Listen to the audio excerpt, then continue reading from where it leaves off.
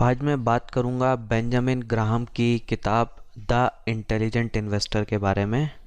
इस किताब को जो है बाइबल ऑफ इन्वेस्टिंग कहा जाता है और ऐसा कोई बड़ा इन्वेस्टर नहीं होगा जिसने ये किताब ना पढ़ी हो। अधिकतर बड़े इन्वेस्टर जो हैं जैसे कि वॉरेन बफेट हो, वो अपनी पूरी सफलता का श्रेय जो है इस किताब को देते हैं। तो ये किताब जो है हर इन्वेस्टर के लिए जो है उसकी लाइफ को बदलने वाली किताब रही है। लेकिन इस किताब को अगर कोई पढ़ता है, अगर आपने पढ़ने की कोशिश की होगी तो आपको लगा होगा कि ये बहुत बोरिंग है, इसकी आधी से ज़्यादा चीज़ें हमें बिल्कुल भी समझ में नहीं आती हैं। तो एक नए आदमी के लिए जिसको इन्वेस्टिंग का ज़्यादा नॉलेज नहीं है, बेसिक नॉलेज नहीं है, उसको ये किताब समझ में नहीं आती है, बोरिंग लगती है। तो मैं आज जो है इसी किताब की शॉर्ट में आपको समरी बताऊंगा।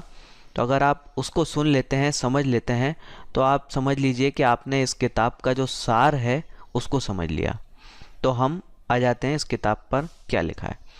तो पहली चीज़ जो बेंजामिन ग्राहम ने इस किताब में के शुरुआती चैप्टर में बताई है वो है डेफिनीशन ऑफ इन्वेस्टिंग। तो हम में से अधिकतर लोग समझते हैं कि कोई भी चीज़ खरीद लो, उसको 2 साल 5 साल 10 साल के लिए रखे रहो तो वो इन्वेस्टिंग होता है। ये इन्वेस्टिंग बिल्कुल नहीं होता है। बेन ग्राहम ने कहा है कि इन्वेस्टिंग में 3 चीज़ों का होना बहुत ज़रूरी है। अगर ये 3 चीज़ें नहीं हैं तो आप इन्वेस्टिंग नहीं, आप गैम्बलिंग कर रहे हैं। तो पहली चीज़ जो होनी चाहिए वो है थरो एनालिसिस। यानी कोई भी चीज़ में आप इन्वेस्ट कर रहे हैं तो उसके पीछे कुछ कारण होने चाहिए, आपका एक डीपर एनालिसिस होना चाहिए। वो एनालिसिस करे बिना आप अगर कुछ कर रहे हैं तो वो इन्वेस्टिंग नहीं है।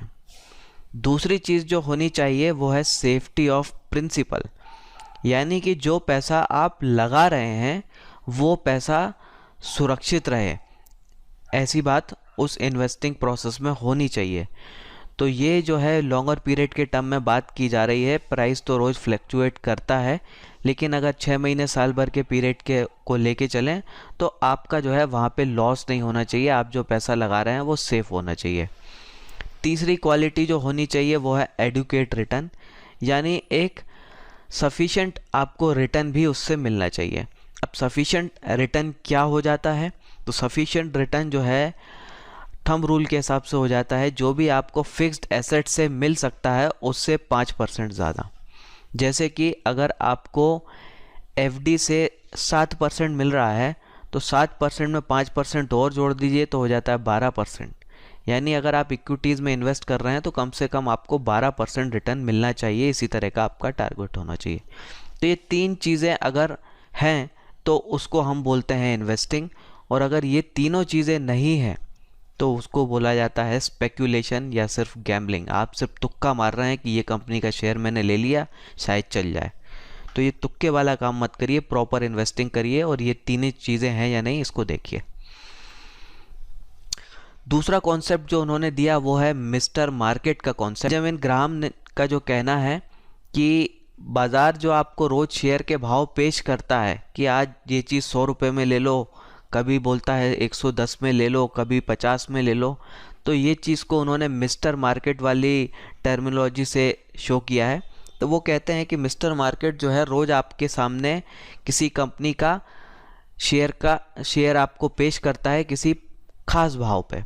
और साथ में वो ये भी कहते हैं कि मिस्टर मार्केट जो है मोस्ट ऑफ द टाइम सही होता है। यानी 60 से 70% समय जो है मिस्टर मार्केट आपको किसी कंपनी का जो शेयर बताता है वो एकदम सही होता है। लेकिन कुछ दिन में के लिए जो है वो इमोशनल प्रॉब्लम में पड़ जाता है और इस इमोशनल प्रॉब्लम के कारण जो है कभी वो आपको बहुत सस्ता प्राइस ऑफ़र करता है या कभी बहुत महंगा प्राइस ऑफ़र करता है। तो यहीं आपको डिसीजन लेना है और यहाँ आपने अगर सही डिसीजन लिया तो आपको बहुत बढ़िया रिज़ल्ट मिलेंगे। यहाँ आपने गलती की तो आपको ख़राब रिज़ल्ट मिलेंगे। तो वो कहते हैं कि जब मिस्टर मार्केट बहुत पेसिमिस्ट हो तब आप खरीदिए, जब मिस्टर मार्केट बहुत ऑप्टिमिस्टिक हो तब आप मत खरीदिए, आप बेचिए। तो यानी जब बाज़ार में बहुत ज़्यादा गिरावट हो तब आप खरीदिए और जब बाज़ार में बहुत ज़्यादा तेज़ी चल रही हो तब आप बेचिए। तो ये चीज़ जो है उन्होंने मिस्टर मार्केट के कॉन्सेप्ट से एक्सप्लेन की है किताब में। फिर सबसे इम्पोर्टेंट चीज़ जो उन्होंने बताई जिसने इन्वेस्टरों की ज़िंदगी बदल दी वो है मार्जिन ऑफ सेफ्टी। और इन्वेस्टिंग को एक प्रोफेशनल रूप जो है इसी कॉन्सेप्ट ने दिया है जिसको मार्जिन ऑफ सेफ्टी बोलते हैं। हम में से जो है सभी लोग अपने एनालिसिस में कुछ ना कुछ गलती कर सकते हैं।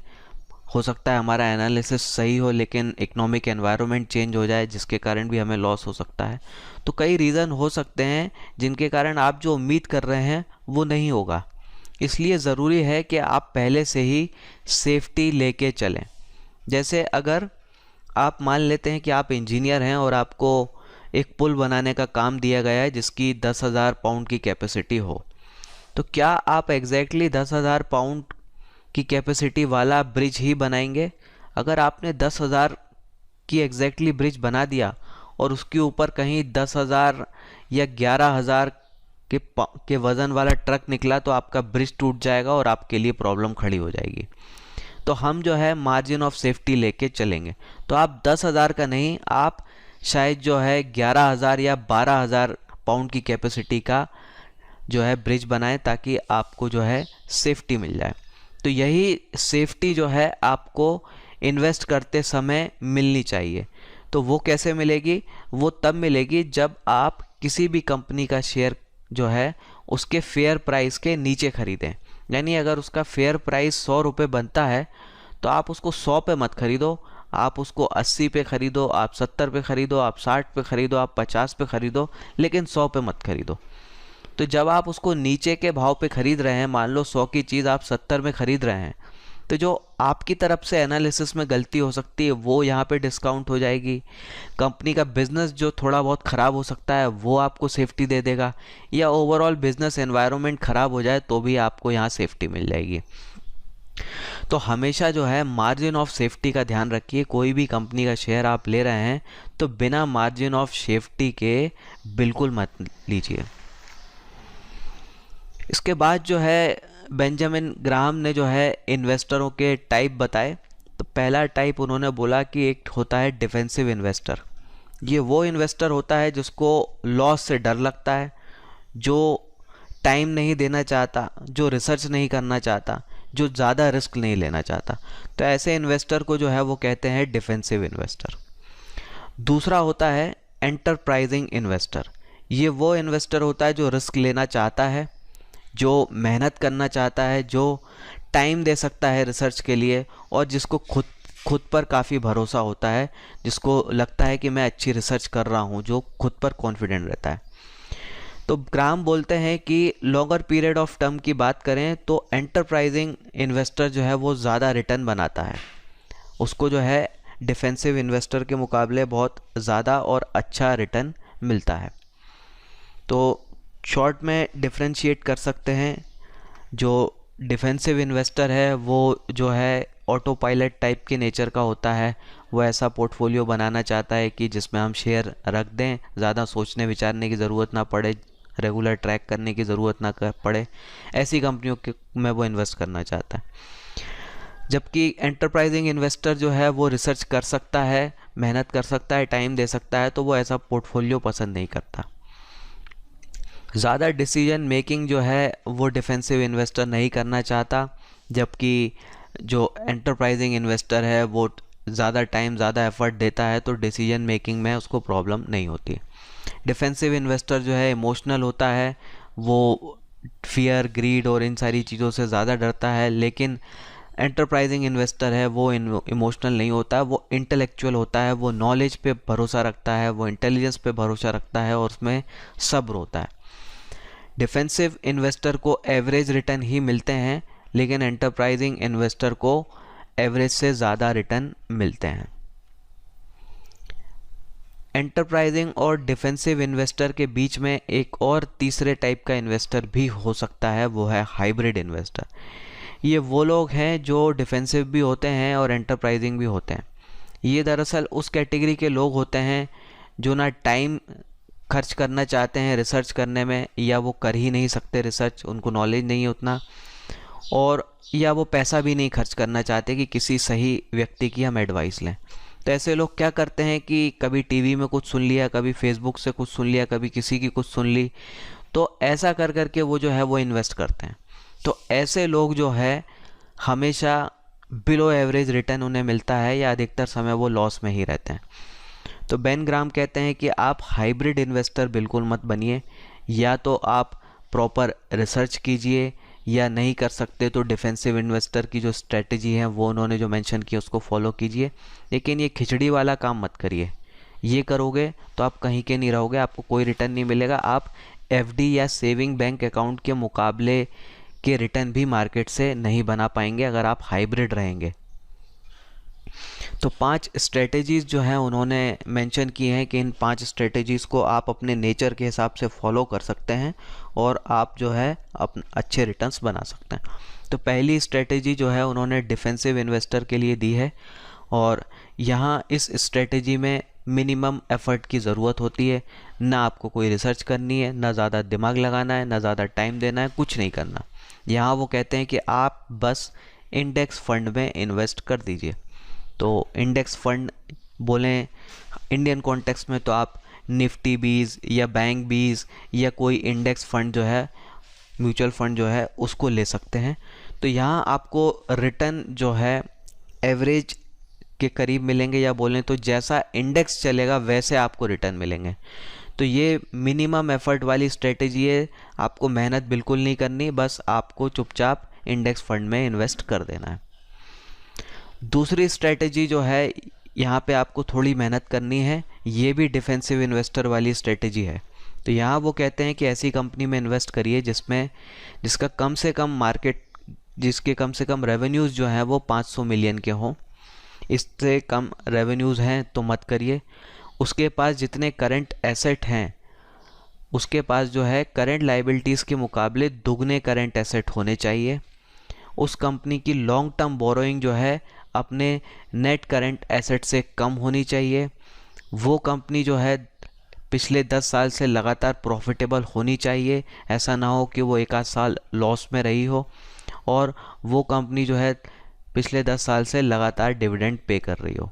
तो ये कंपनी आपको ऐसी देखनी चाहिए।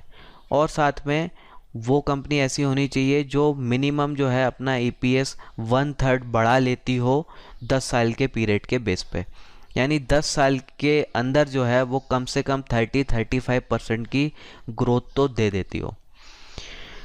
फिर उन्होंने वैल्यूएशन वाली थोड़ी बात की कि ऐसी कंपनियों में भी आप इन्वेस्ट करिए तो ज़्यादा से ज़्यादा 15 टाइम्स ऑफ अर्निंग्स, यानी 15 के PE से ऊपर मत करिए, या वो अपनी बुक वैल्यू के 1.5 टाइम्स के नीचे चल रही हो तो ही आप इन्वेस्ट करिए। और इस स्ट्रेटेजी का आप जब पोर्टफोलियो बनाएं तो उसमें मिनिमम 10 स्टॉक और मैक्सिमम 30 स्टॉक आपको रखने चाहिए। तो ये हो गई उनकी स्ट्रेटेजी 2 जो कि डिफेंसिव इन्वेस्टर के लिए है। तो ये स्ट्रेटेजी जो है इंडेक्स फंड से थोड़ा सा बेटर रिटर्न आपको दे देती है। तीसरी स्ट्रेटेजी पर आ जाएं तो ये तीसरी स्ट्रेटेजी जो है एंटरप्राइजिंग इन्वेस्टर के लिए उन्होंने बताई है, और यहाँ पे थोड़ा सा रिस्क जो है ज़्यादा हो जाता है और यहाँ पे रिसर्च वर्क भी ज़्यादा हो जाता है। तो यहाँ वो कहते हैं कि ऐसी कंपनी में इन्वेस्ट करिए जिसके करंट एसेट जो हैं कम से कम 1.5 टाइम्स हो करंट लाइबिलिटीज़ के। दूसरी चीज़, उसका जो डेप्ट है करंट एसेट के मुकाबले 1.1 टाइम से ज़्यादा नहीं होनी चाहिए, यानी 110% से ज़्यादा उसके ऊपर कर्जा नहीं होना चाहिए अपने करंट एसेट के मुकाबले। दूसरी चीज़ देखनी जो है वो है कि वो कंपनी ने पिछले 5 साल में लॉस ना पोस्ट किया हो, यानी लास्ट 5 ईयर में वो हर साल जो है प्रॉफिटेबल रही हो, वो 5 साल से लगातार डिविडेंड भी पे कर रही हो, और साथ में कुछ ग्रोथ भी हो अर्निंग्स में, छोटी मोटी जैसी भी हो थोड़ी बहुत ग्रोथ भी होनी चाहिए।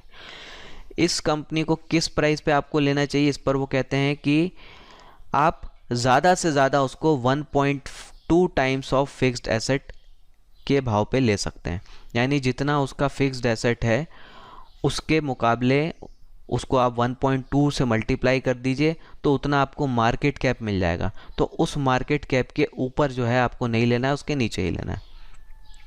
और इस स्ट्रेटेजी को अगर आप फॉलो कर रहे हैं तो कम से कम 20 स्टॉक जो है आपको इस स्ट्रेटेजी के बेस वाले अपने पोर्टफोलियो में रखने चाहिए। चौथी स्ट्रेटेजी जो है वो भी एंटरप्राइजिंग इन्वेस्टर के लिए है और ये हाई रिस्क हाई रिवॉर्ड वाली स्ट्रेटेजी है।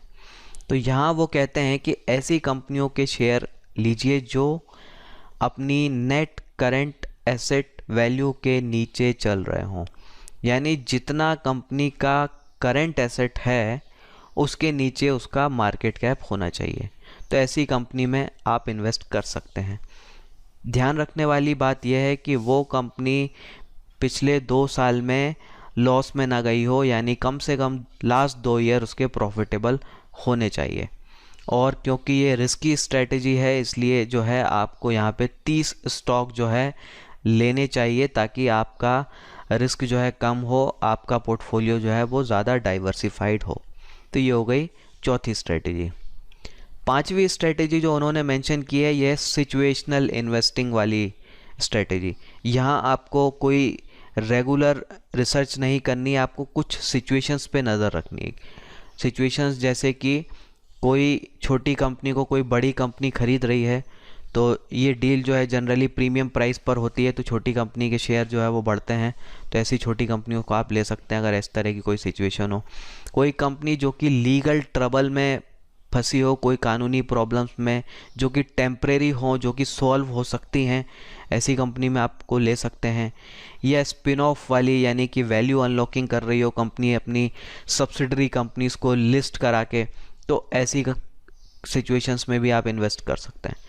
और साथ में वो कहते हैं कि सिचुएशनल इन्वेस्टिंग जो है आपको कम करनी चाहिए। आपके मैक्सिमम स्टॉक जो होने चाहिए वो 4 और मिनी के ऊपर है, 2 या 4 आप रख सकते हैं।